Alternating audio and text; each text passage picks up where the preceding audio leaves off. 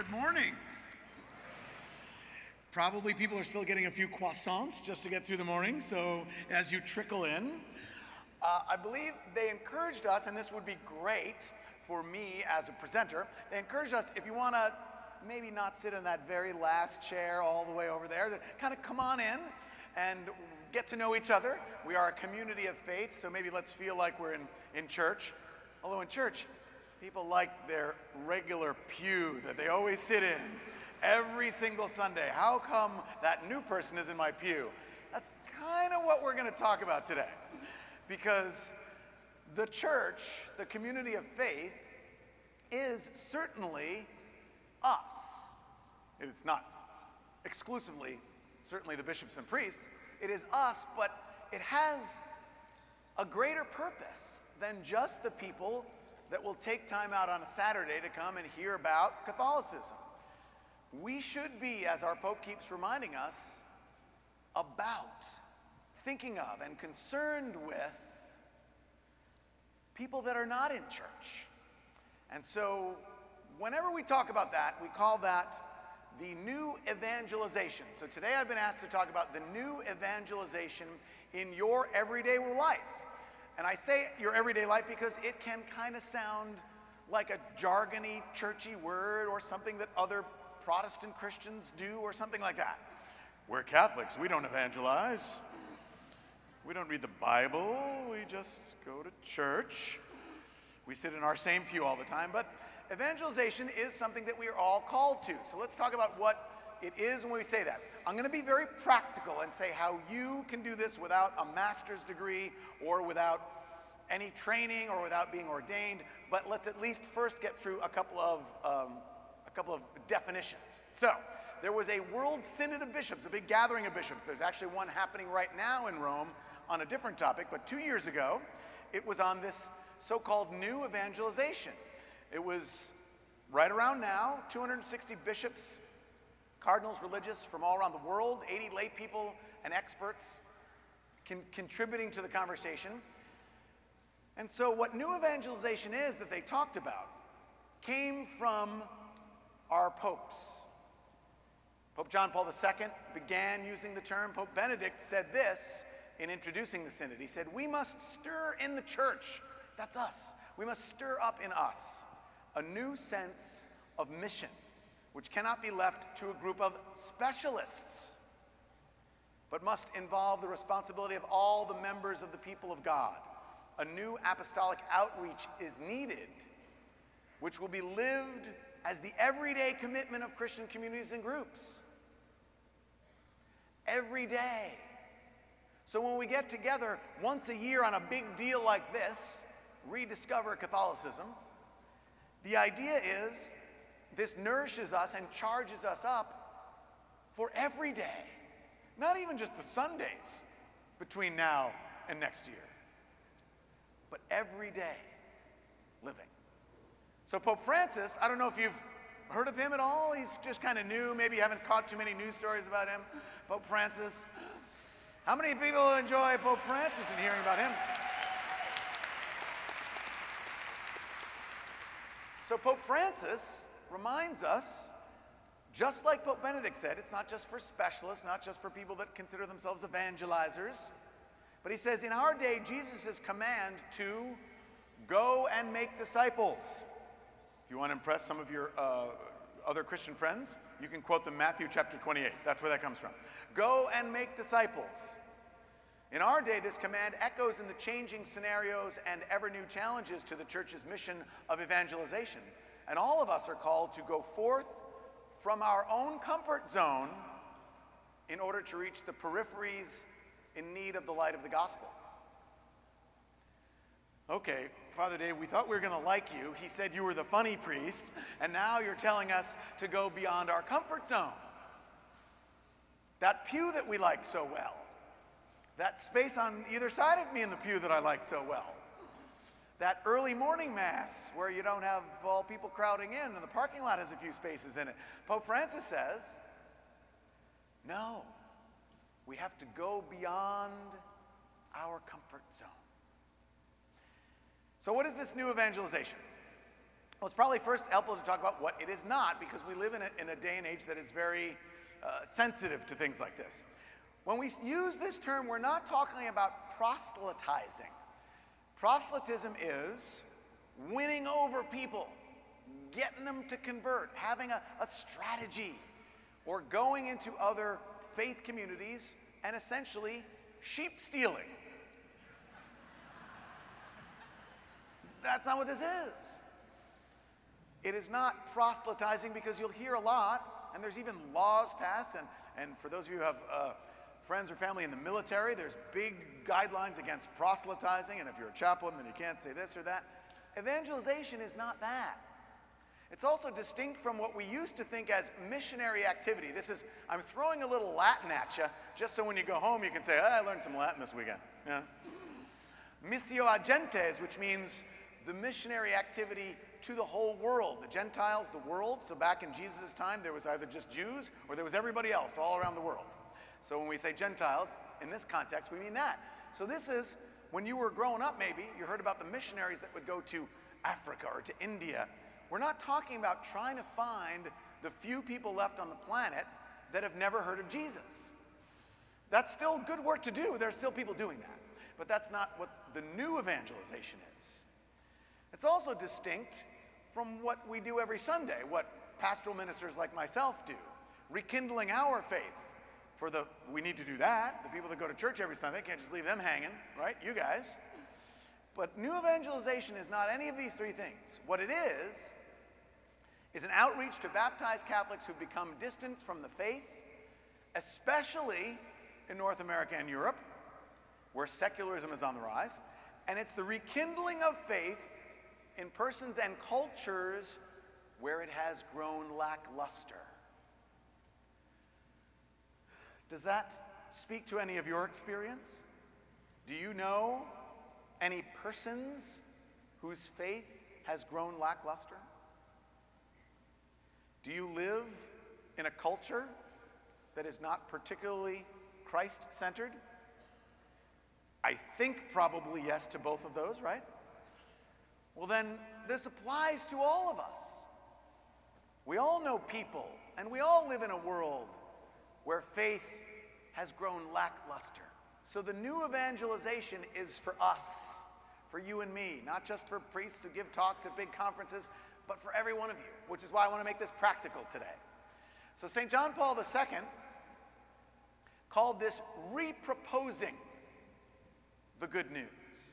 Because proselytism, as we saw before, that John Paul II said, is never imposing the faith on others. If we're honest, we have to admit that in the history of the church, that has happened.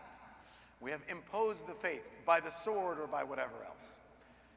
But in today's world, we say we don't impose the faith, but we propose the faith. And John Paul II is saying, we need to start reproposing the faith. To those who don't know their faith well, to those whose lives have not been changed by knowing Jesus, to those who've moved away from the church. Boy, now we're talking about, let's see, 1, 2, 3, everybody, right? Isn't this everyone in your life? Maybe there are some exceptions in the room here, but how many of us would say that, yes, we know our faith perfectly well. I know everything there is to know about Catholicism. Thank you. I just come to these things because I like the food. No. This is us, but it certainly is people that were raised in a generation after the Baltimore Catechism. How many people are old enough to remember the Baltimore Catechism? Look at the showing of hands and whatnot. And memorizing. Question number 1, who made you? Question number 2. I was raised in the 1970s. They didn't make us memorize anything. My CCD teacher was sitting like crisscross applesauce on the desk and saying, God loves you. I'm like, okay, I think I got that down. There are generations of people who do not know what it is we believe as Catholics. So at the very least, new evangelization applies to them, but people who've moved away from the church, anybody in your life not go to church every Sunday? Once again, I'm probably saying the same thing over and over again, just to try to hit the point home. This applies to all of us. And what Pope Benedict and Pope John Paul II are saying is that this isn't for you all, or me even, to farm out to other people to do. Boy, I hope somebody gets on that whole new evangelization thing, because, I mean, you know, I got relatives. Aren't coming back. Cardinal Wuerl said during the synod 2 years ago, again, about this secularism. He used this fascinating image of a tsunami of secularism that has washed across the world, leaving in its wake a tendency to deny God's existence or deny that God's existence is relevant to human thinking and action. Yet without God, the very understanding of what it means to be human is altered. So I remember seeing a lot of news stories in the Catholic press when Cardinal Wuerl gave this speech, because at the synod, you have to do all your speeches in Latin. So I'm not exactly sure what tsunami of secularism is in Latin. Tsunamius? Maybe? I don't know, something like that. But what he means is, most importantly, this piece. It's not so much that our secular world tells us that we're stupid for believing in any God. Now, there are a small percentage of people, still very small, who are ardent atheists and saying, you guys are dumb for believing in God. But that's not the majority of it. The great tsunami, this wave that we can't seem to stop, is this piece of what Cardinal Wuerl said. Denying that God's existence is relevant to human thinking and action. What the world, our friends, lawmakers, Hollywood, whoever it is, you know, people pushing the buttons and making the decisions, would like us to think is that, sure, you can go to God on Sunday, you can hang out in church, but that has nothing to do with the things that we put in the public square around December time. It has nothing to do with who you vote for. It has nothing to do with how you should dress for your photo ID. That's what is being essentially handed us. That God has no place or no relevance or no necessity in our everyday life. So that's what we have to do. So here we go. Now we get to the point. After a little sort of 10 minutes of saying why this is necessary, now let's talk about how you, not just me, but all of you, will be new evangelizers, your everyday life. So I'm going to talk about these concentric circles of the new evangelization. You know what those are? Little circles that are kind of around each other. And I'm going to base all this on just one little phrase, one little paragraph from Pope Benedict XVI. He's now our Pope Emeritus. Did you hear the other day, Pope Francis was celebrating a mass and a big prayer service for the elderly. And it was grandparents and whatnot, and so he brings out Pope Benedict. He says, oh, he's like the ultimate grandfather, isn't he? He said that. Pope Francis said that. He's like 8 years older than you, dude. What are you doing? It's the ultimate grandfather. That's what he called him, right? So Pope Benedict, one of his great gifts was, and still is, that he could come up with some pretty dense theology in only a couple of words. So we're going to unpack a lot of what we see right here. He says, new evangelizers. That's us. We're new evangelizers. New evangelizers are called to walk first on this way that is Christ, to make others know the beauty of the gospel that gives life. And on this way, one never walks alone, but in company, an experience of communion and brotherhood that is offered to all those we meet, to share with them our experience of Christ and his church. So that may sound like a nice, grammatically constructed sentence about spiritual matters, but we're going to find in here everything that we need to live the new evangelization in our everyday life. So let's start with some of these circles. The concentric circles of the new evangelization. I made sure not to use red and white so that Target would not get on me for copyright infringement. Went with a totally different color, maybe different shapes, I'm not sure, you know. They're not the first ones to come up with circles. So we start with you. New evangelization, or any evangelization, any missionary activity has to start with me and with you. So listen to what he says. New evangelizers are called to walk first on this way that is Christ. So if you're thinking to yourself, oh my gosh, I have to leave here from the convention center and go stand on the corner of Main Street, Minnesota where I live and start with a bullhorn and telling people about Jesus, Pope Benedict says, before we even get to anything like that, and don't worry, we're not getting to that, but before we get to like spreading the word to others, the first step is me. I need to be reconverted. My faith needs to be set on fire. So the first of the concentric circles is you. So let's talk about you. Let's talk about your faith life, your relationship with God, your connection with the Catholic Church. Start with the most basic.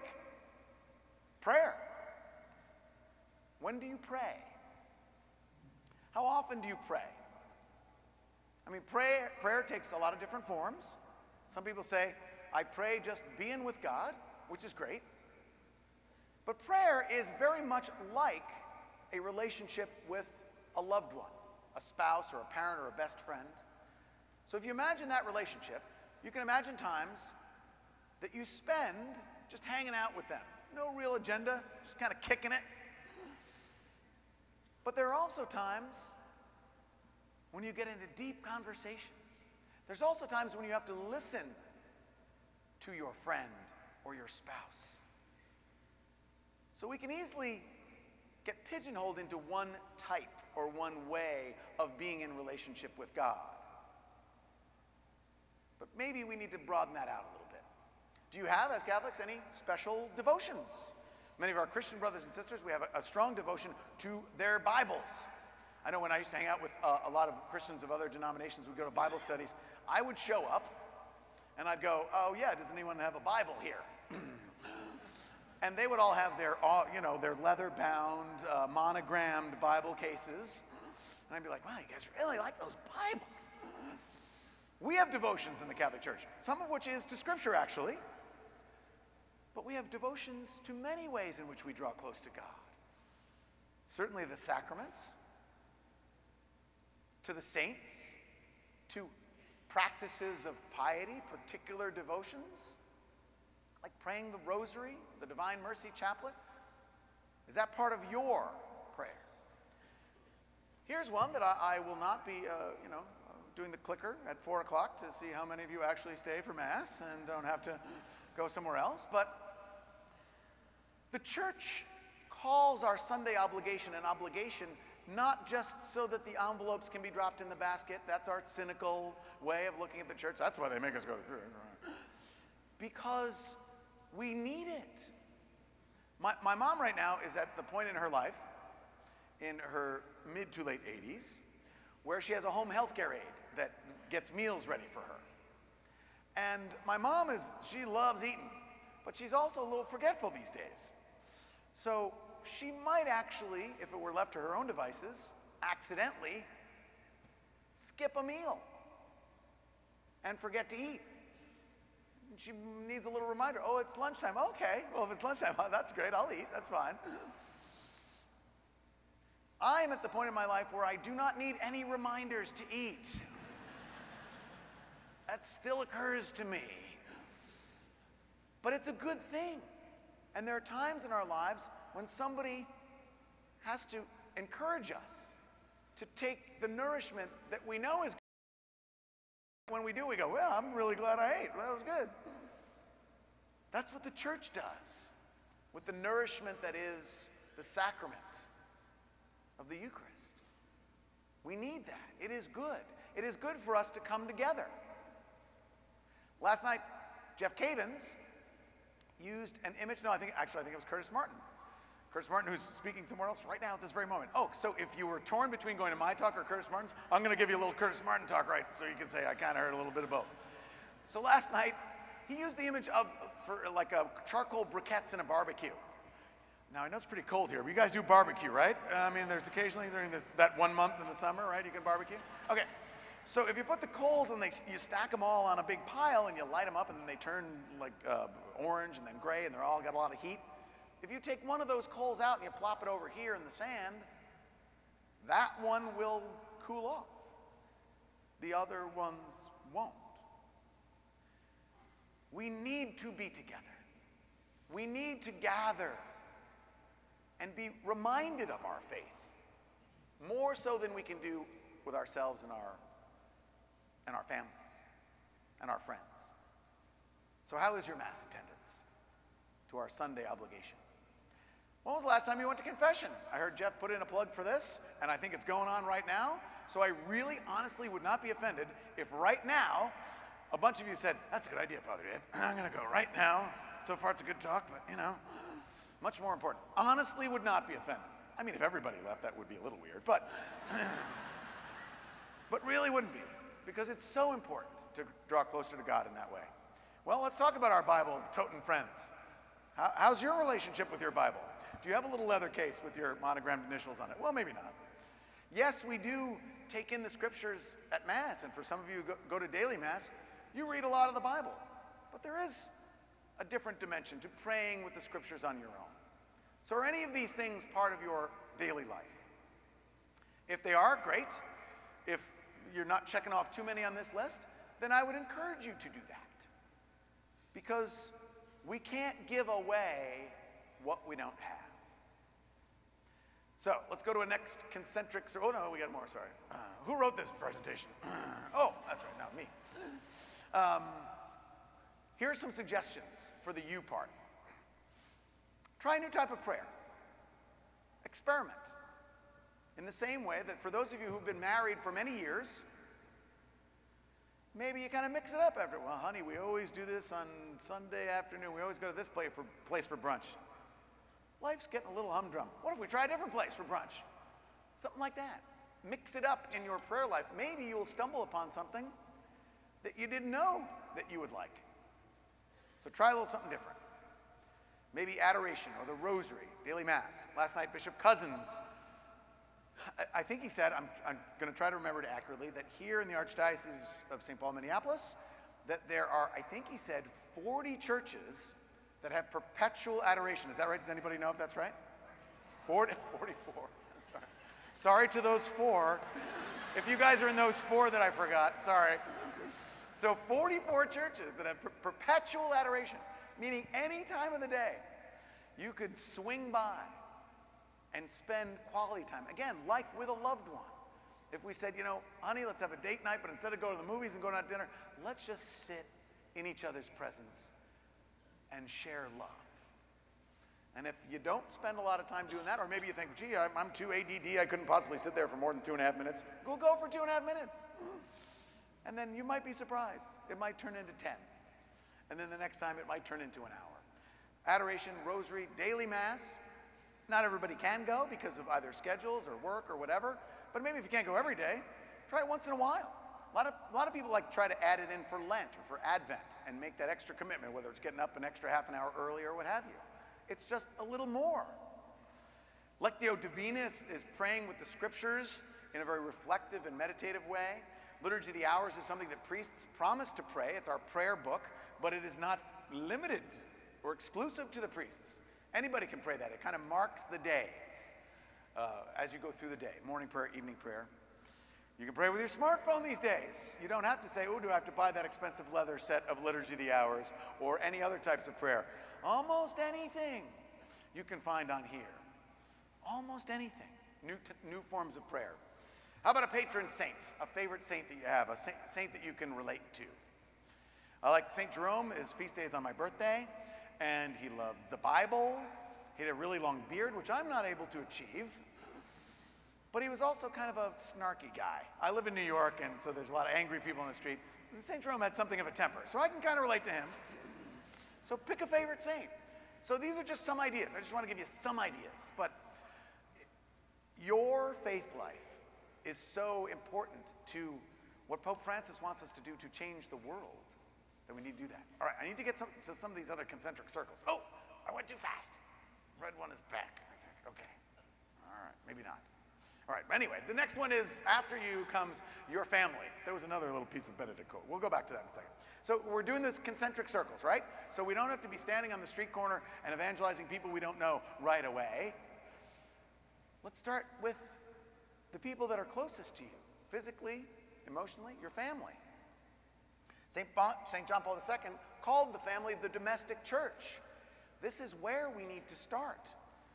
At the Synod 2 years ago, they said the family is indispensable in the new evangelization. The Christian family as a domestic church is the first agent in the giving of life and love, the transmission of faith, and the formation of the human person according to the values of the gospel. The whole church must dedicate herself to supporting families in the catechesis of children and youth. In many cases, the grandparents will have a very important role. Let's do a shout out. How many grandparents we got? By applause. Grandparents, applause. Yes, nice, grandparents. You're important. I like the church sort of said that somewhat politically correct. In many cases, the grandparents will play an important role because the parents aren't doing it. I mean, they didn't say that. That was implied. But grandparents, very important role. So, do you pray with your family? Do you say grace? Do you even manage the time once a week even to get together around the table for dinner? We all live very busy, frenetic lives. But can we carve out that time to be in one another's presence, to break bread, to share a meal? That in and of itself is the domestic church. Anybody ever watch the show Blue Bloods on CBS with Tom Selleck? You see the Blue Bloods show? Great Catholic show. Every single episode, they're around that Sunday dinner table and they say grace. You don't see that on television a lot. So thank God for that. But it's even a model for us. Wow, can we carve out time in our busy lives to get together and pray, say grace? Do you bless your children, those of you who have younger children, as you say goodnight to them? Maybe even trace the sign of the cross on their forehead like you did at their baptism? Or just pray a little blessing prayer. You know, it's not only priests and deacons and bishops that can give blessings. We encourage parents and grandparents to bless your children. Put your hands on their head and say, may God bless you. I love you. Bless your children. This is a segment that we do on the radio show that I have, and with all due respect to Relevant Radio that's covering this, I have a show on a different brand of radio. And if you've heard our show, it's on SiriusXM. And on every Monday, we ask people to call in, and we ask them this question: what did you hear? Meaning, what do you still remember from Mass 24 hours later? What did you hear in the homily or the readings? And enough people write in on our Facebook page or call in on the show and remember what they heard, that I know that if you did this with your family on the way home in the car after church, they'd be able to come up with something. What was your favorite part of the homily? What did you like about what he said? What got you a little uneasy about what happened at church today? What didn't you like? Just engaging your family about your faith. Do religious ed homework with your kids, as opposed to, dropping them off and going, okay, see you later, hope you learn about God. Later, see you later. I mean, if you do your math homework with kids, I'd be a lot better helping people with the Bible than with math, so. How about this? If you take vacation with your families, maybe this year, try a pilgrimage. Meaning, it has some sort of spiritual or faith component. Make it to a destination that, while they may also have a pool and a slide or whatever, might be something significant for our faith. Say, hey, this year, we're going to go on a pilgrimage instead of just regular vacation. All right, I'm not going to skip the Pope this time because he'll get very mad. He's the ultimate grandfather, but his patience is limited for us priests, I'm sure. All right, so we're walking through this one paragraph, and Pope Benedict says, and on this way, one never walks alone, but in company, an experience of communion and brotherhood. So after you and the family comes some other small group of connection.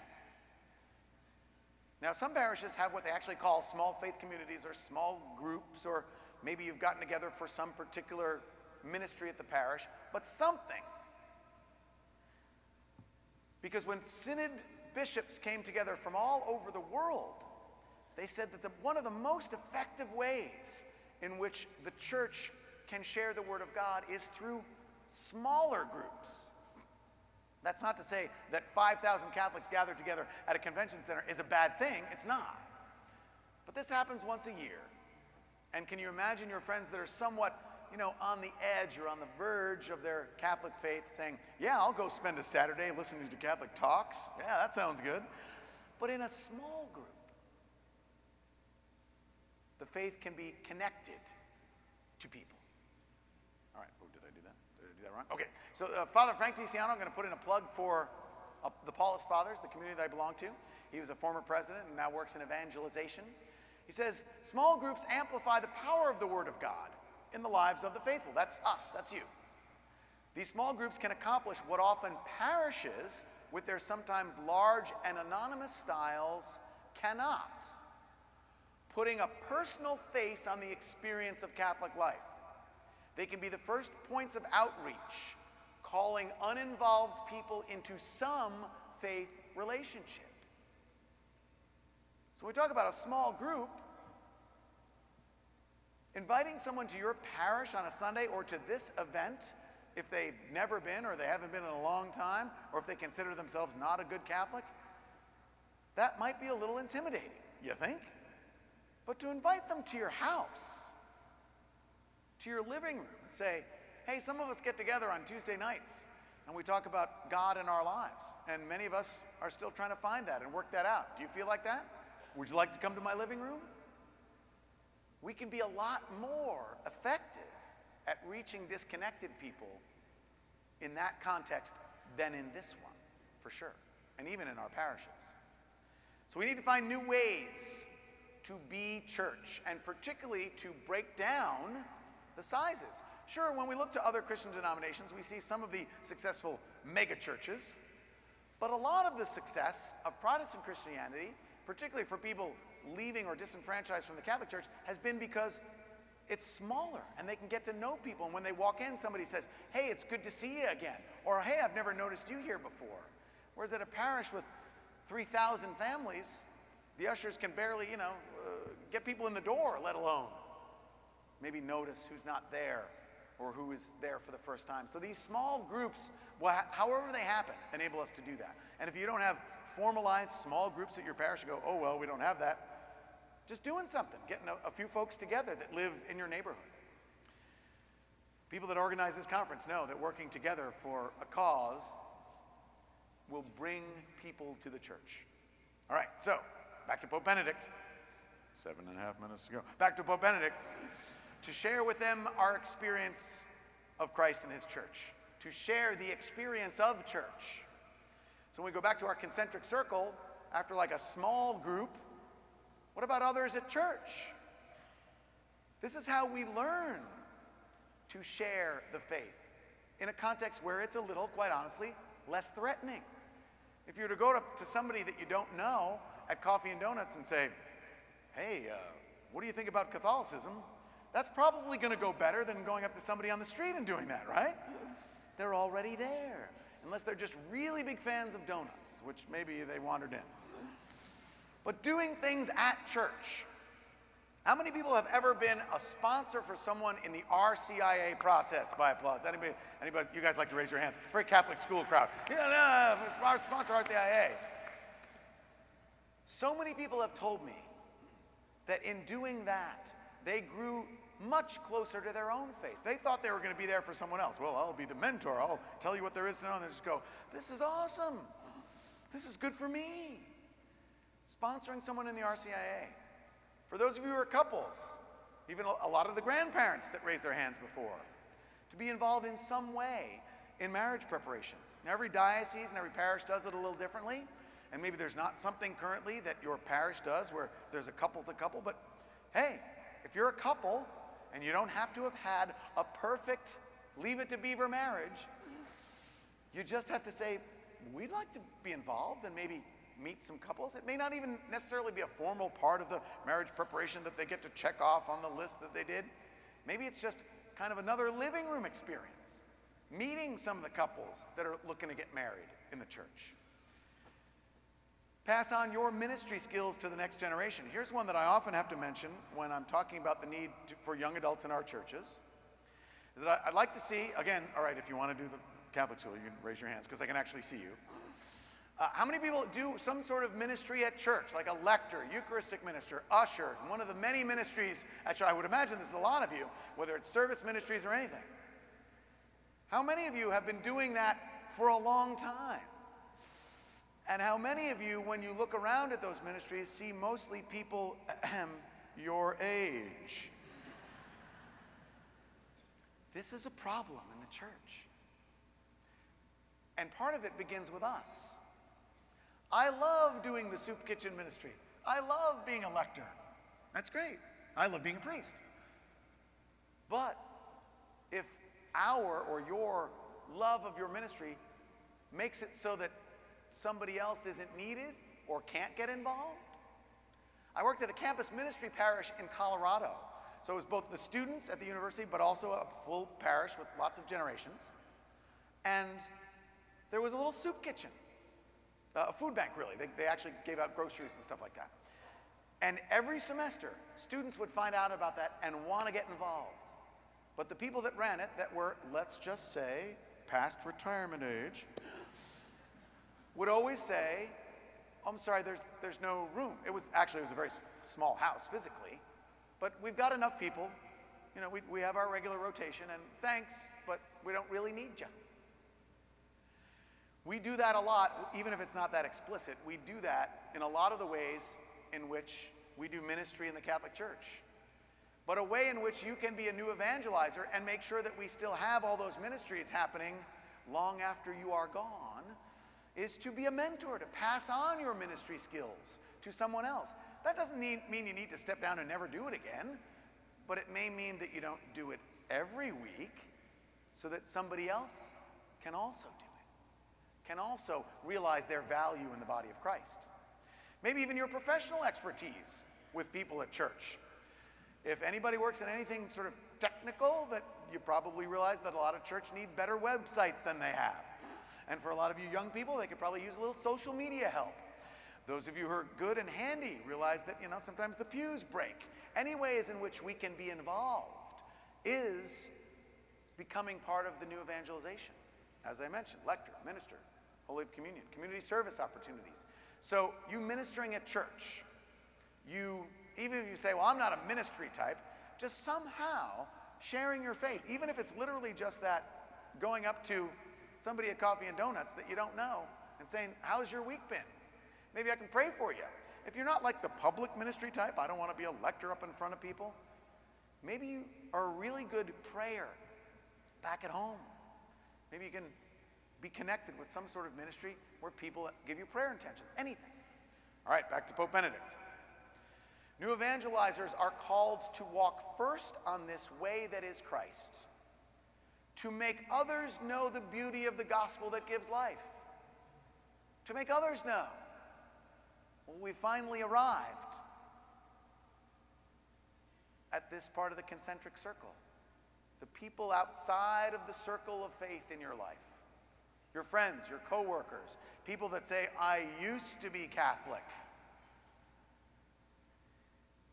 These are certainly a great, large part of the target of new evangelization, but all those things we've been talking about get us there and are also benefited by the new evangelization. So this isn't just a means to an end, but once you've done those other things, once you're saying grace with your family or helping out a little bit more at church, it becomes more natural, more organic, and easier to talk to somebody who you're not sure what their faith is about. Somebody at work that might say, oh no, what are they going to think?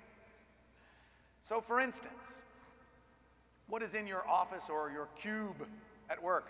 Sorry, in Manhattan we have very limited real estate, so people have very small workspaces. Maybe you have giant offices here, I don't know. Maybe you just have a cube. Is there anything that when people would walk into your office that is not barred by company policy that might indicate that you're Catholic? Is there a little St. Anthony prayer card or a rosary strewn about on your desk?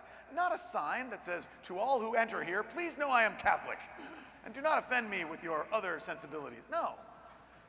But like on the back, you know, credenza next to the picture of your family, cross, something, anything like that. We get the signals from our culture that all that is a no-no. Well, it's not illegal, and that's not what separation of church and state means. So you can have a prayer card in your cubicle. What about the cool t-shirts that Jeff was talking about that he wants you to buy a dozen of? What if you were to walk in on Monday morning wearing your Rediscover Catholicism cool t-shirt? A lot of you have Facebook pages so that you can know what your grandkids are up to, right? You can see the pictures. What do you put on yours? If you don't know how to post, it's actually pretty easy. You just kind of click the post thing. But what if you posted, hey, this is what I heard at Daily Mass today. This is what my favorite saint says. Will you tell your friends where you were on Saturday? Huh? Have you already made up the backup story? Well, it was kind of cold, so we cleaned out the garage. Didn't barbecue at all. Will you say, all day on Saturday, I was at the convention center? Now, you can say that. You have to keep going after that. You can't just say I was at the convention center. Actually, one could fill the day. This is great here in Minneapolis. I love it. You can just wander these little tunnels that go from one building to another. Like, wow, all day I just did that. Oh, here's the next building. I don't have to go outside at all. You could say you were at the convention center. Will you say, I was at an all-day Catholic celebration that concluded with Mass with the Archbishop. And there was thousands of Catholics there. It was cool. Can you say that to the people at work? Can you answer their questions when they go, hey, okay, about you Catholics, what's going on with that Pope Francis? What's he doing with the... Well, maybe you think, oh, I'm not qualified to answer questions. Well, part of the new evangelization might be, just like memorizing the Baltimore Catechism, you did that when you were a kid, many of you, boning up, reading some Catholic stuff so that you at least could be able to refer to somebody. Well, I don't know as I could give a good answer to that, but listen to relevant radio. Just tune on your everybody's got in your car, listen to that for a half an hour. You could point them in the direction of answering their questions. Invite them to church. See, there's a big difference between proselytizing and saying, you really should be Catholic, or you haven't been to church in a while, or your religion is silly, you should join mine. There's a big difference between that and say, hey, I got this great parish community where people love each other, there's good coffee and donuts, great music, good preaching. Why don't you come with me sometime? I mean, you would do that with a movie or restaurant that you loved, right? You would say, oh, you gotta go. That's not considered taboo. Don't share restaurants with people. No, we do that. Why wouldn't we do that with the most important things in our lives? All right, so just to wind it out, we got to conclude with Pope Francis. Everybody loves, look at how joyful he is, Pope Francis. So happy. Except when he's with the dignitaries. You ever notice that? He's like meeting someone, oh, okay. Yes, here's Putin, here's Obama, blah, blah, blah. But when he's with kids, he loves to be with like kids or handicapped people or people that are really hurting or the poor. He lights up. So he says we have to evangelize with joy. The joy of the gospel fills the hearts and lives of all who encounter Jesus. There's no such thing as a not joyful Catholic. I mean, there are. We've met them, right? But what he's saying is there shouldn't be. Because the joy of the gospel fills our hearts. With Christ, joy is constantly born anew. The Pope says, I wish to encourage the Christian faithful, that's you, to embark on a new chapter of evangelization marked by this joy, while pointing out new paths for the church's journey in the years to come. For people that tell you, if you read in some Catholic blogs or newspapers or hear on the radio, people that say, Pope Francis isn't doing anything new, it's all the old traditional stuff, people just like him better or whatever. No. He just said it in his own encyclical. I would like to point out new paths for the church's journey. We've done pretty good at evangelizing for all these years. Maybe we could stand to try something new, though, because there's so many people that are not with us. And to do this with joy, with a smile on our face, and not a scowl or a finger wag or, I'm really disappointed that you haven't come to church, but to do it with joy. Because what we're welcoming people to, as my Archbishop says, Cardinal Dolan says, is not a something but a someone. A person whose name is Jesus. We're not inviting people to subscribe to doctrine or to sign off on a creed or to embrace theology, but to know, love, and serve not a something but a someone. If Jesus Christ, who you experience in the Eucharist, is good for you and you love him, don't you want to share that with somebody else? That's what the new evangelization is. And we can do it in very simple, everyday ways. You are, not you can be, and not I'm asking you to think about, you are new evangelizers. Let us go forth from this place, stirred up and with joy build up the body of